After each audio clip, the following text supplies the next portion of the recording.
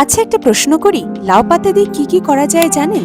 সবচেয়ে বেশি খেতে পাওয়া যায় সর্ষে দিয়ে ঝোল বা একদম ছোট ছোট করে কাটা লাউ পাতা দিয়ে ডাল। কিন্তু এই পাতা দিয়ে বাটা এই জিনিসটা কেন এত স্পেশাল জানেন কি?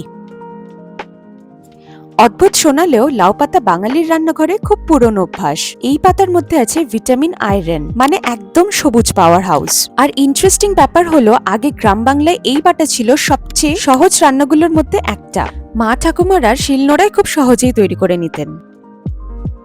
এখন আবার একটি জনপ্রিয় হচ্ছে কারণ জিরো ওয়েস্ট কুকিং, পেটের জন্য ভালো শাকসবজি আর অ্যান্টি ইনফ্লেমেটরি ফুড ট্রেন্ডে লাউ পাতার চ্যাম্পিয়ন। প্রথমে পাতাগুলোকে ছাড়িয়ে নিয়ে ভালো করে ধুয়ে নেব। তবে লাউ পাতার একটা ইন্টারেস্টিং স্টোরি আছে। আপনারা কি কখনো শুনেছেন? কমেন্টে অবশ্যই জানাবেন। এই গল্পটা আমার ছোটবেলায় শোনা। তবে এই স্টোরিটা কি আদৌ সত্যি নাকি গল্পই, এই কৌতূহলটা আমার আজও রয়ে গেছে। গল্প বলে লাউ পাতা বাটা কিন্তু একেবারে হুট করে তৈরি হওয়ার রেসিপি নয়। গ্রাম বাংলার কৃষিজীবী পরিবারগুলো যখন ক্ষেতের লাউ বাড়িতে আনতো, তখন নরম পাতাগুলো খুব তাড়াতাড়ি নষ্ট হয়ে যেত। তাই ফেলে না দিয়ে তারা পাতাগুলো শিলনোড়ায় বেটে বানাতো একেবারে সহজ পুষ্টিকর লাউ পাতা বাটা। আর সেখান থেকে ছড়িয়ে পড়ে নানান ঘরে ঘরে লাউ পাতা বাটা রেসিপি।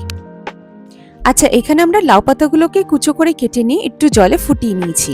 তারপরে জল থেকে তুলে নিয়ে একটু ঠান্ডা হওয়ার জন্য রেখে দেব।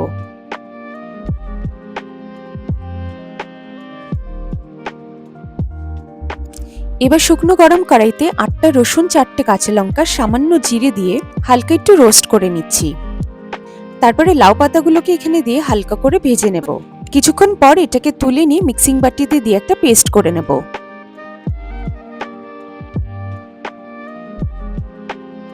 তাছাড়া মিক্সিং বাটিতে দিলাম স্বাদমতো নুন, সামান্য সর্ষের তেল আর সামান্য চিনি। আপনাদের যদি সময় থাকে তাহলে আপনারা শিলনোড়াতেও বেটে নিতে পারেন। শিলনোড়ায় বাটলে কিন্তু স্বাদটা একেবারে অন্যরকম। তাহলে আপনাদের এই রেসিপিটা কেমন লাগলো কমেন্টে অবশ্যই জানাবেন। আর এটাও জানাতে ভুলবেন না আপনারা লাউ পাতাটা কিরকম ভাবে খেতে বেশি পছন্দ করেন। আপনারা যদি কখনো এরকম ভাবে বাটাটা না বানিয়ে থাকেন তাহলে অবশ্যই একবার বানিয়ে দেখবেন। গরম ভাতের সাথে খেতে কিন্তু বেশ ভালো লাগে।